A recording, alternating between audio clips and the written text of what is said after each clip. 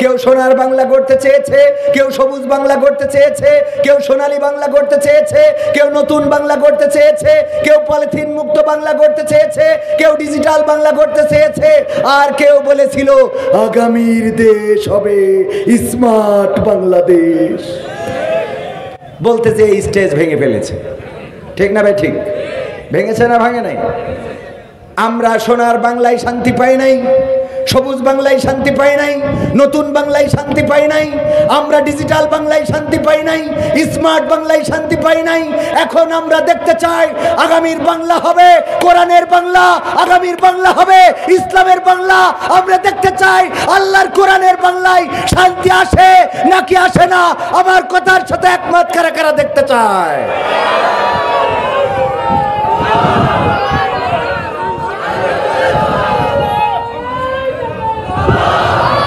সমাধান খুঁজে খুঁজে ক্লান্ত হয়েছো যারা, সমাধান যদি পেতে চাও সব পথ গিয়ে ভুলে কোরআন দেখো খুলে, সমাধান যদি নিতে চাও।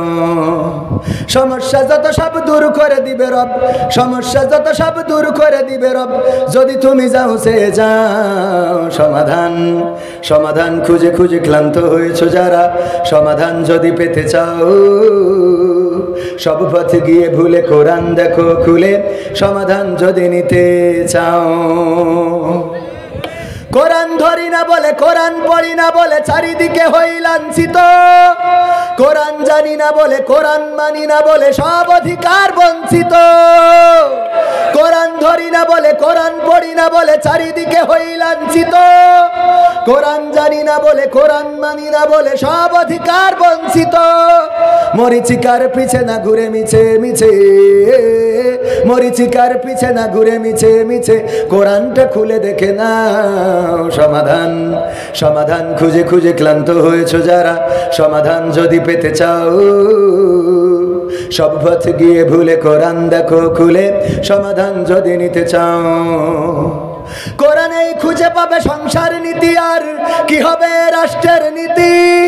কোরআনের আইন চললে দেশে দূর হবে সব দুর্নীতি। কোরআনেই খুঁজে পাবে সংসার নীতি, আর কি হবে রাষ্ট্রের নীতি। কোরআনের আইন চললে দেশে দূর হবে সব দুর্নীতি।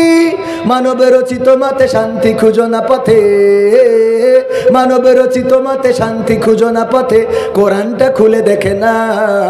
সমাধান সমাধান খুঁজে খুঁজে ক্লান্ত হয়েছো যারা, সমাধান যদি পেতে চাও সব পথ গিয়ে ভুলে কোরআন দেখো খুলে, সমাধান যদি পেতে চাও। কোরআনে সব সমস্যার সমাধান আছে না নাই? মাঝখানে ধর্ষণ বেড়ে গেল, ধর্ষণ গণধর্ষণ, এমনকি আমাদের শিশু আছিয়াকে 7 বছর বয়স এতটাই নির্যাতন করা হলো, নির্যাতনের স্ট্রিম রোলার চালানো হলো যে মেয়েটাকে CHM হাসপাতালে নিয়েও সুস্থ করতে পারে নাই। সামরিক সেনাবাহিনীর সামরিক সম্মিলিত সামরিক হাসপাতালে নিয়ে তাকে সুস্থ করতে পারে নাই। এত নির্যাতন, তার উপরে পাশবিক আচরণ করা হয়েছে। সেই সময় বামপন্থীরা পর্যন্ত শাহবাগে নামলো, আর তারা দাবি জানালো ধর্ষণের শাস্তি হতে হবে মৃত্যুদণ্ড। জানেন কিনা বামপন্থী কারা? বামপন্থী কারা?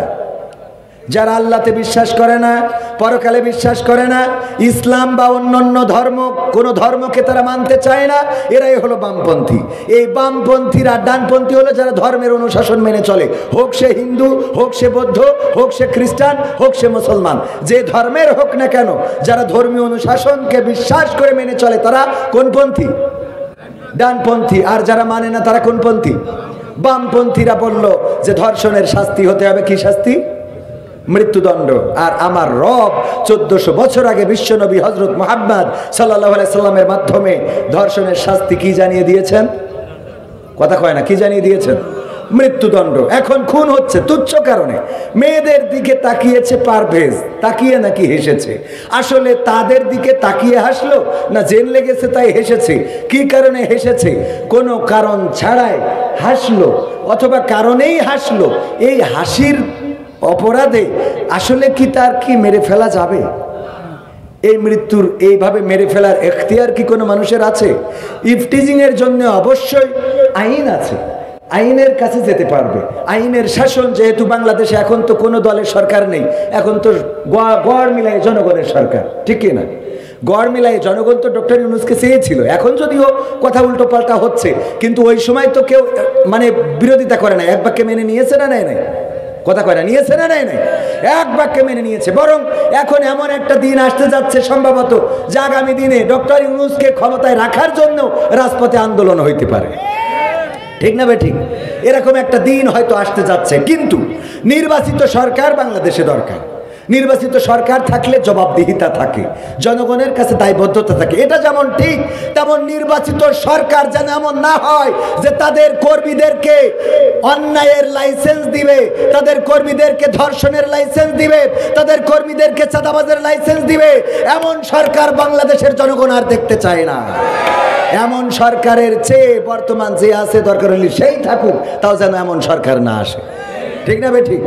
কারণ এতদিন 16টা বছর কথা বলতে দেয় নাই, কথা বলা যায় নাই, রাজপথে নামতে দেয় নাই, মামলা হামলা জেল জুলুম এতটাই হয়েছিল।